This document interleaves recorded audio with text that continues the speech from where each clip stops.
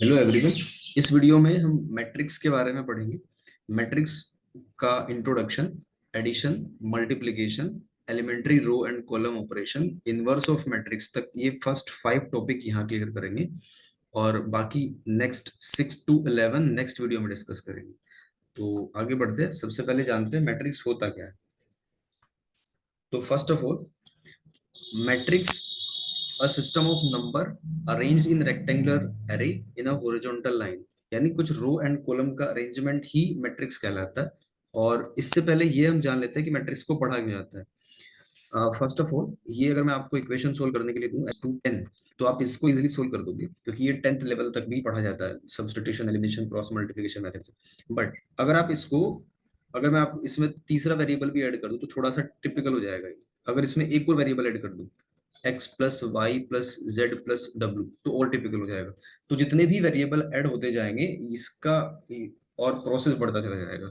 तो इस प्रोसेस को शॉर्ट करने के लिए मैट्रिक्स को हम पढ़ते हैं। यानी कि मैट्रिक्स अननोन वेरिएबल अगर बढ़ा भी दे तो उसको एकदम से सोल्व करके आंसर दे देता है। दूसरा, अगर बात करें मैट्रिक्स और कहाँ कहाँ यूजफुल है, तो ये इंडस्ट्रियल पर्पज में यूज करते हैं, मैनेजमेंट में।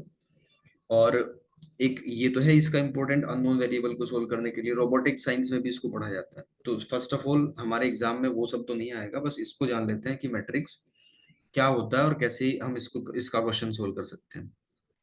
तो हॉरिजॉन्टल लाइन को रो कहते हैं, मान लो एम रो है बस, और वर्टिकल लाइन को कॉलम बोलते हैं, उसको एन से रिप्रेजेंट करा। तो ऑर्डर ऑफ मैट्रिक्स को कैसे लिखा जाएगा? ऑर्डर ऑफ मैट्रिक्स लिखा जाएगा एम इंटू एन से। फॉर एग्जाम्पल, ये एक मैट्रिक्स बनाई हमने, 1 2 3 एंड 4। तो नंबर ऑफ रो इसमें कितनी है? नंबर ऑफ रो 2 है और नंबर ऑफ कॉलम भी 2 है, तो इसको ऐसे लिखा जाएगा। ये स्क्वायर मैट्रिक्स है। टाइप ऑफ मैट्रिक्स में आगे चर्चा करेंगे। तो जान लेते हैं कि मैट्रिक्स को दिखाते कैसे हैं। मैट्रिक्स को विंडो शेप ब्रैकेट से ऐसे दिखा सकते हैं या इस तरीके से भी इसको शो कर सकते हैं। 3 तरीके हैं मैट्रिक्स को रिप्रेजेंट करने के। जी, ए एक मैट्रिक्स है जिसमें 5 2 1 3 एलिमेंट है, तो उसको इस कर्व शेप ब्रैकेट से भी शो कर सकते हैं और इस तरीके से भी इसको दिखा सकते हैं। ध्यान रखना, मैट्रिक्स की कोई न्यूमेरिक वैल्यू नहीं होती क्योंकि ये नंबर का अरेंजमेंट है, नंबर्स को दिखाने का एक तरीका है। तो बस इसमें क्या होगा कि कुछ इंफॉर्मेशन स्टोर करी जा सकती है नंबर की फॉर्म में। जैसे किसी कंपनी में काम करने वाले जो लेबर है या वर्कर है, उनकी वेजेस और नंबर ऑफ वर्कर, उनको मल्टीप्लाई करके पता कर सकते हैं कि कितना उस पर खर्च होगा। तो इस तरीके से अब इसके बाद हम स्टार्ट करते हैं। बिना टाइम को वेस्ट करे, टाइप ऑफ मैट्रिक्स सबसे पहली है इसमें रो मैट्रिक्स। अब रो मैट्रिक्स क्या होती है? जिसमें सिर्फ एक रो बने, नंबर ऑफ रो तो एक ही हो। अब कॉलम इसमें अनलिमिटेड हो सकते हैं। जैसे इसमें चेक करो आप, ये एक कॉलम है, 2 कॉलम है, 3 कॉलम है और बहुत सारे एन तक कॉलम हो सकते हैं। तो रो मैट्रिक्स। कॉलम मैट्रिक्स इसका जस्ट अपोजिट, जिसमें एक कॉलम होगा, सिंगल कॉलम होगा और रो बहुत सारी हो सकती है, तो उसको बोलते हैं कॉलम मैट्रिक्स। आप इसको ध्यान से देखना, इसमें बहुत सारी रो बन सकती है, इसमें 4 है और यहाँ एन रो बनाई गई है। इसके बाद स्क्वायर मैट्रिक्स। स्क्वायर मैट्रिक्स क्या होता है? जिसमें एम की वैल्यू एन की वैल्यू के बराबर आ जाए। जो मैंने अभी बताया था वो स्क्वायर मैट्रिक्स ही था। तो number of row and number of column बराबर आ जाए। जैसे 1 7 3 1 0 1 एंड 2 3 1। तो इसका अगर हम ऑर्डर निकालें तो ऑर्डर होगा इसका, एम की वैल्यू यानी number of row 3 and number of column 3, तो इसको स्क्वायर बोला जाएगा। अगर एक क्वेश्चन दूं यहाँ, ये जैसे 5 है, तो ये क्या है? ये स्क्वायर मैट्रिक्स होगी या नहीं? तो आंसर होना चाहिए आपका यस, क्योंकि इसमें number of column and number of row दोनों सेम है। आगे बढ़ते हैं। Diagonal matrix. इससे पहले आप रेक्टेंगल मैट्रिक्स को भी डिफाइन कर सकते हो, जिसमें एम और एन दोनों बराबर ना हो, उसको रेक्टेंगल मैट्रिक्स बोल सकते हैं। डायगोनल मैट्रिक्स क्या होती है? जिसमें सिर्फ डायगोनल के एलिमेंट हो, बाकी सारे एलिमेंट जीरो हो, उसको डायगोनल मैट्रिक्स बोलते हैं। तो a square matrix is diagonal matrix if all non diagonal element are zero. तो इसको दिखाएंगे कैसे? सिंबलिक फॉर्म में इसको कैसे दिखाएंगे? यानी ए आई जे, इसके अंदर के एलिमेंट की लोकेशन ए आई जे बताएगा, वो जीरो है जब ए I J equals to zero है, जब आई नॉट इक्वल्स टू जे है।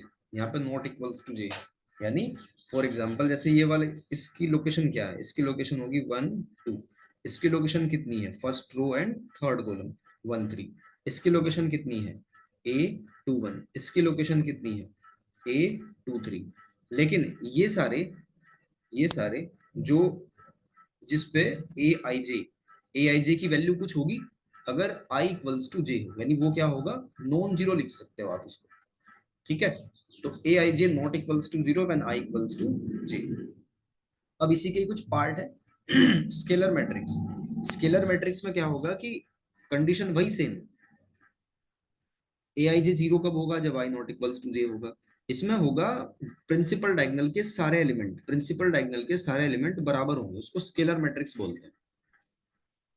एक और इसमें एडिशनल चीज बताऊं, ट्रेस क्या होती है। ट्रेस क्या होती है, प्रिंसिपल डायगोनल के सारे एलिमेंट को आप ऐड कर दो तो उसको बोलते हैं ट्रेस। तो यहाँ ट्रेस की वैल्यू कितनी होगी, 555, ये हो जाएगा 15। इसके बाद आता है यूनिट मैट्रिक्स। यूनिट मैट्रिक्स में क्या होगा, ये जो कांस्टेंट था आप इसको के भी मान सकते हो, के, स्केलर मैट्रिक्स में इसको के भी मान सकते हो। तो इस के की वैल्यू अगर 1 रख दें तो वो हो जाएगी यूनिट मैट्रिक्स या आइडेंटिटी मैट्रिक्स। तो सिंबलिक फॉर्म में कैसे दिखाएंगे, आई नॉट इक्वल्स टू जे है तो जीरो, बिल्कुल सारे एलिमेंट जीरो होंगे। जब आई जे के बराबर है, यानी बात करी प्रिंसिपल डायगोनल की, तो वहां पे आएगी वैल्यू 1। स्केलर मैट्रिक्स में वैल्यू आएगी के, और डायगोनल मैट्रिक्स में कुछ भी आ सकती है। अब ये स्क्वायर भी हो सकती है, स्क्वायर मैट्रिक्स भी हो सकती है, ठीक है। और इस यहीं से कुछ ये क्वेश्चन भी बना कि क्या सारी जो यूनिट मैट्रिक्स है या आइडेंटिटी मैट्रिक्स है वो आप स्केलर कह सकते हो, बिल्कुल, क्योंकि कांस्टेंट तो है, कांस्टेंट तो है, सेम है, के की वैल्यू सेम स्केलर है। तो जितनी भी आइडेंटिटी मैट्रिक्स है, all identity matrix are scalar, but all scalar matrix are identity, ये इसका कन्वर्ज नॉट ट्रू हो जाएगा। इसके बाद है नल मैट्रिक्स। नल का मतलब, नल और जीरो मैट्रिक्स का मतलब जिसमें सारे एलिमेंट जीरो हो जाए, यानी कि ए आई जे जीरो होगा जब आई जे के बराबर हो तब भी, और जब आई जे के बराबर ना हो तब भी, हर कंडीशन में जीरो ही होगा। अब यहाँ से इंपॉर्टेंट डिस्कशन ये है कि क्या जीरो मैट्रिक्स या नल मैट्रिक्स को हम स्केलर मैट्रिक्स बोल सकते हैं या डायगोनल मैट्रिक्स बोल सकते हैं, क्या ये डायगोनल की कैटेगरी में आ जाएगा? और इसका आंसर होगा यस।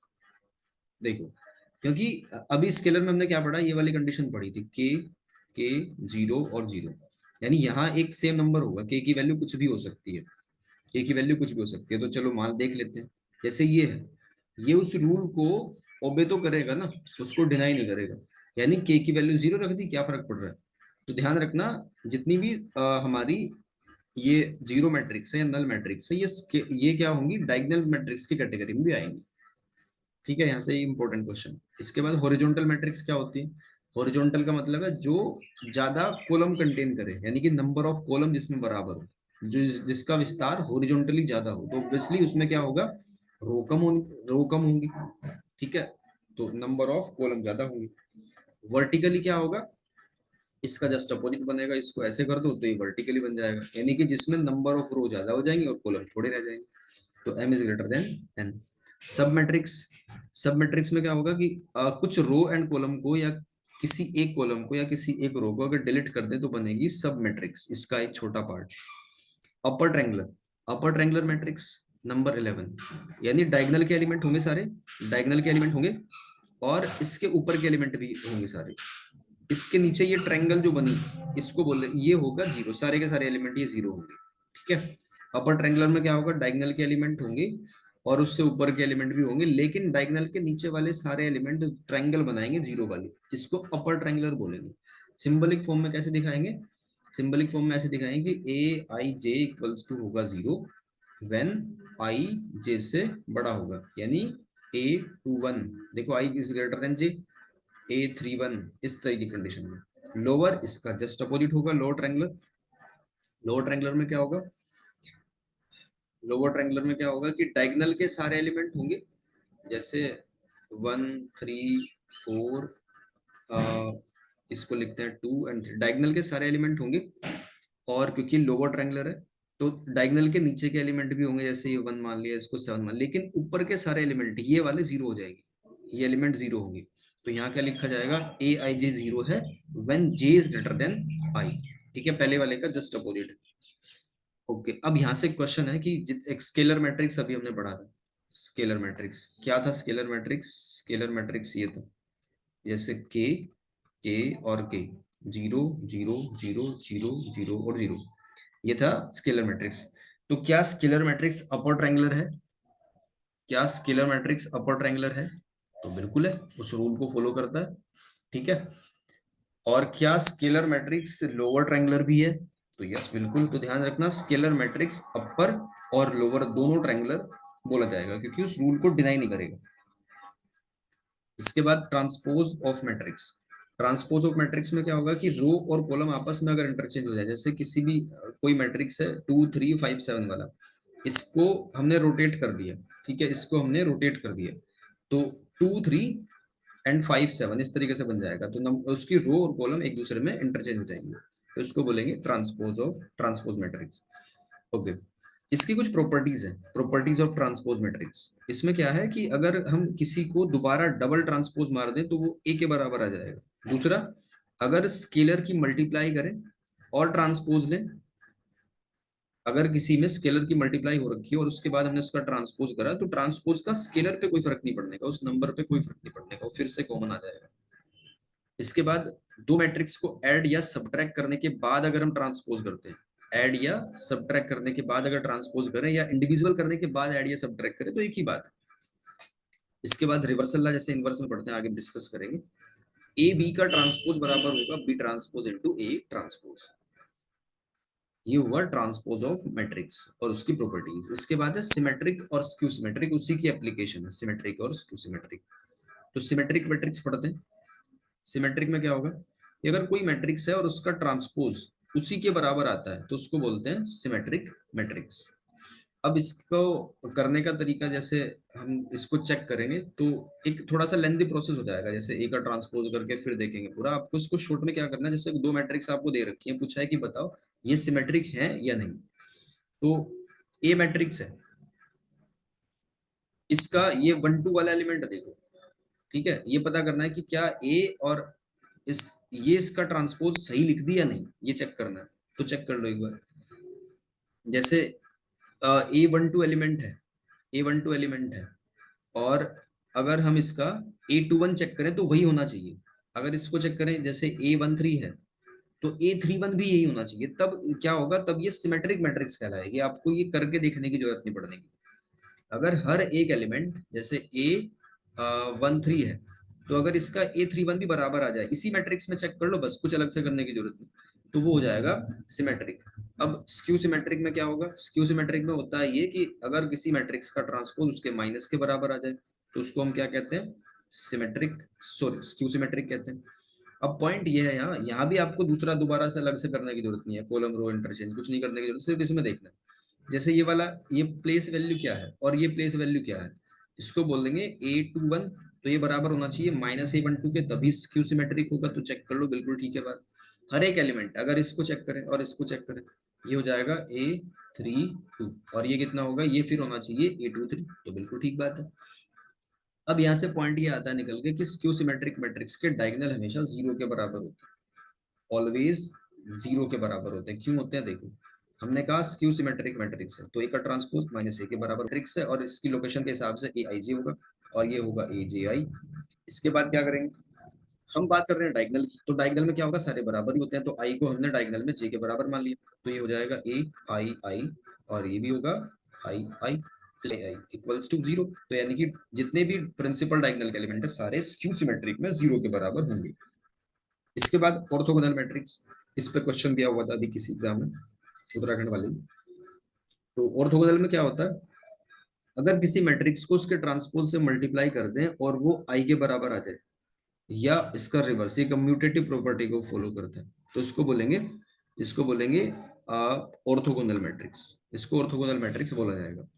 इसके बाद आगे बढ़ते हैं, अब इसकी एक प्रॉपर्टी डिस्कस कर लेते हैं। सबसे पहले हमें ये पता है कि इन्वर्टेबल मैट्रिक्स क्या होती है। अगर A B equals to I equals to B A है तो ये इन्वर्टेबल मैट्रिक्स है, ये हमारे हमने अभी पढ़ा, ये ऑर्थोगोनल मैट्रिक्स की प्रॉपर्टी है। तो इसमें ध्यान दो, बी मैट्रिक्स की जगह पे क्या लिखा हुआ है, 80, तो आप लिख सकते हो बी इक्वल्स टू 80, और बी क्या होता है, इनवर्स ऑफ ए। तो ये भी कंडीशन ध्यान रखनी है, ऑर्थोगोनल के केस में ए का इनवर्स किसके बराबर होगा, ए की पावर टी यानी ट्रांसपोज के बराबर होगा। देन इसके बाद है कॉन्जुगेट मैट्रिक्स। कॉन्जुगेट मैट्रिक्स में क्या होगा कि ये कॉम्प्लेक्स नंबर और रियल नंबर का कॉम्बिनेशन से एक मैट्रिक्स है, ये इस तरीके से, और कॉन्जुगेट में क्या होगा कि आई का कोफिशिएंट का साइन हम उल्टा कर देंगे, जैसे यहाँ प्लस था तो माइनस कर दिया, माइनस था तो प्लस कर दिया। जो रियल नंबर है उसकी सेहत पे कोई फर्क नहीं पड़ने का, वो रहेगा बिल्कुल एज इट इज। तो रियल नंबर के लिए लिखा भी हुआ कि रियल नंबर के लिए जो कॉन्जुगेट मैट्रिक्स है उसका कोई मतलब रह नहीं जाता, यानी कि कॉन्जुगेट मैट्रिक्स उसी के बराबर आती है। आगे बढ़ते हैं ट्रांजुगेट। तो ट्रांजुगेट को रिलेट कर पाओगे आप सिमेट्रिक और स्क्यू सिमेट्रिक वाली कंडीशन से। तो इसको ए थीटा से शो करते हैं। ए थीटा जनरली किसके बराबर होता है, ए बार का, यानी कॉन्जुगेट का ट्रांसपोज करो या ट्रांसपोज करके बाहर निकालो, एक ही बात है। जैसे ये मैट्रिक्स है ए, इसका अगर हमने क्या करा, पहले कॉन्जुगेट निकाल दिया, ये आ गया, फिर इसका कर दिया हमने ट्रांसपोज तो ये आया, यानी ये हमारा बना ए का थीटा, यानी कि ट्रांजुगेट। तो अब इसके देख लेते हैं क्या क्या इसकी प्रॉपर्टीज है। पहली प्रॉपर्टी है कि अगर ए थीटा ए के बराबर आए तो उसको एक विशेष नाम से बोला जाएगा हर्मिशन मैट्रिक्स। Hermitian matrix. अब हर्मिशन मैट्रिक्स को रिलेट कर पाओगे आप सिमेट्रिक मैट्रिक्स, यानी कि एटी जहां पे ए के बराबर था। अब इसमें इंपॉर्टेंट बात क्या है, हर्मिशन मैट्रिक्स के जितने भी डायगोनल है वो हमेशा रियल रहेंगे। अब ऐसा क्यों होगा उसको बताता हूँ। जैसे ये हमने सिंबल लिखा, ए थीटा किसके बराबर था, ए कॉन्जुगेट फिर उसका ट्रांसपोज, ठीक है। तो ये ए मैट्रिक्स है, इसका एलिमेंट लिखा जाएगा ए आई जे, ये ट्रांसपोज कर दिया तो ए जे आई हो जाएगा। और क्योंकि बार भी है ऊपर तो अब हमने इसको साइड में लिया, यानी कि z इक्वल्स टू, अगर हम इस वाले को z लिख दें और इसको z बार लिख दें, ऐसे आएगा।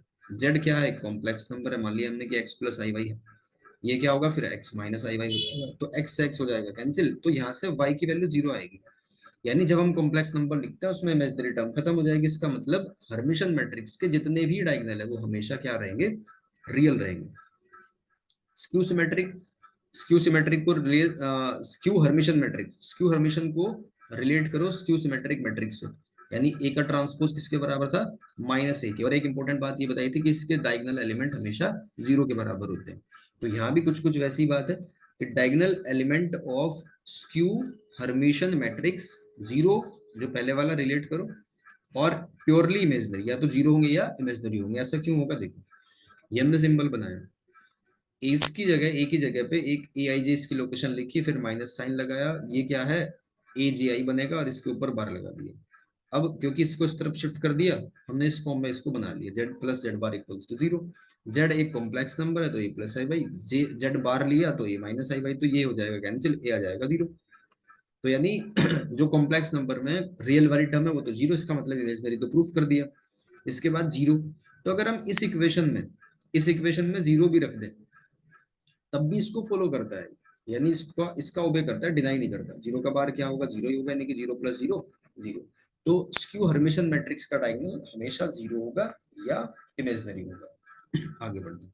तो ये दो एग्जांपल है स्क्यू हर्मिशन मैट्रिक्स के, प्योरली ये तो जीरो है और ये क्या होगा, ये होगा इमेजनरी।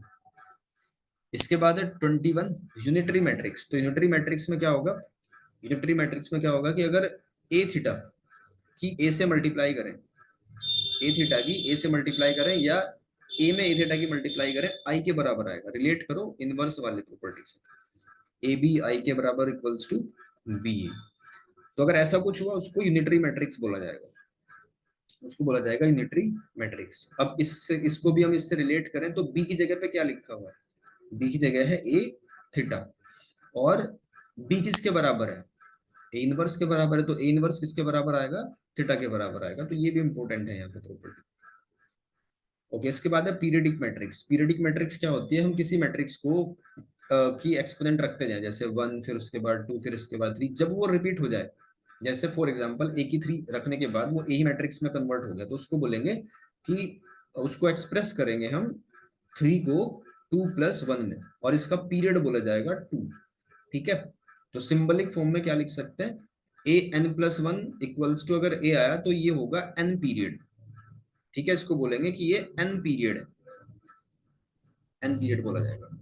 टाइप नंबर नेक्स्ट 23, एक इंपॉर्टेंट मैट्रिक्स क्या होगा कि हम एक मैट्रिक्स को मल्टीप्लाई करते गए और जब दो बार मल्टीप्लाई करने के बाद वो मैट्रिक्स रिपीट हुआ, दो बार मैट्रिक्स मल्टीप्लाई करने के बाद रिपीट हुआ, तो उसको बोलेंगे, यानी कि पीरियड क्या होगा अगर दो बार रिपीट हुआ, तो एन प्लस वन, यानी वन प्लस वन, तो इसको बोला जाएगा वन पीरियड।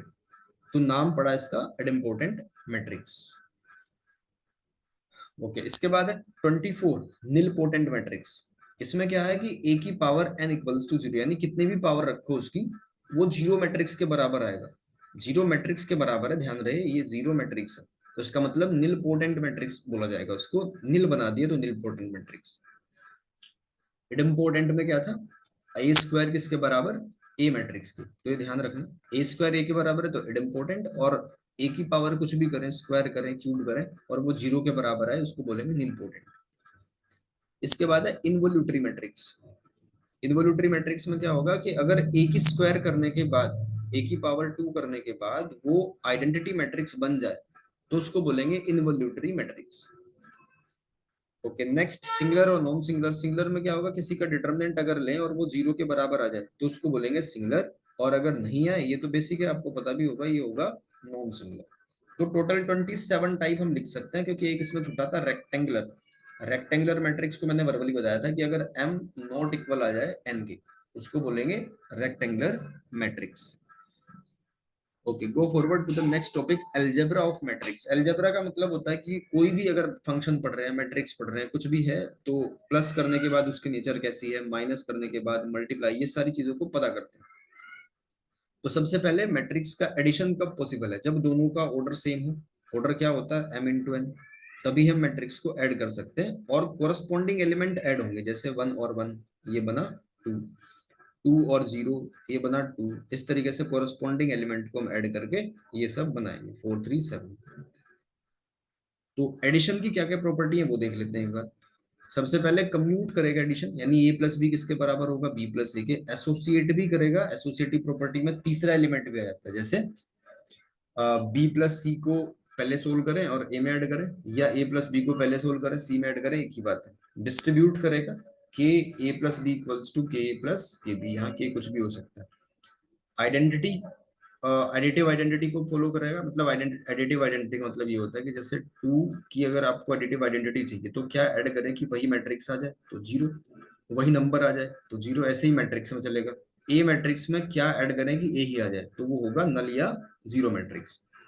अब इनवर्स में क्या है, अर्थमेटिक के हिसाब से बताता चलता हूँ कि टू में क्या ऐड करें कि जीरो बन जाए, तो वो होगा माइनस टू, तो minus two is the additive inverse. ठीक ऐसे ही यहाँ पे होगा ए प्लस बी, यानी कि बी के, ये बी होगा यहाँ इनवर्स के रोल में, बी इक्वल्स टू माइनस ए, ये होगा इनवर्स ऑफ ए। इसके बाद है लेफ्ट कैंसिलेशन लो, यानी अगर लेफ्ट साइड से हम ए को कैंसिल करते हैं तो बी इक्वल्स टू सी है, ठीक है, ऐसे ही राइट साइड से कैंसिल कर सकते हैं, इसको बोलते हैं राइट कैंसिलेशन लो। अब किसी स्केलर का मैट्रिक्स में मल्टीप्लाई करने से क्या फर्क पड़ता है, तो सारी मैट्रिक्स उतने ही टाइम्स हो जाती है, मतलब हर एक एलिमेंट में मल्टीप्लाई हो जाएगा, डिटरमिनेंट में ऐसा नहीं होता। इसके बाद इक्वालिटी दो चीजों पर डिपेंड करती है, किसी भी मैट्रिक्स की जो इक्वालिटी है वो दो चीजों पर डिपेंड करती है। पहला तो ऑर्डर सेम होना चाहिए, ऑर्डर सेम होना चाहिए, दूसरा एलिमेंट भी सेम होने चाहिए, उसको बोलते हैं कि वो मैट्रिक्स इक्वल है। जैसे फॉर एग्जांपल 1 2 3 4, 1 2 3 4, और यहाँ एक्स वाई जेड और होगी, वाई की वैल्यू 2 होगी, जेड की वैल्यू 3 होगी, डब्ल्यू की वैल्यू 4 होगी, ये होगा इक्वालिटी ऑफ मैट्रिक्स। ओके, तो मैट्रिक्स मल्टीप्लिकेशन को नेक्स्ट वीडियो में डिस्कस करेंगे। इस वीडियो के लिए इतना।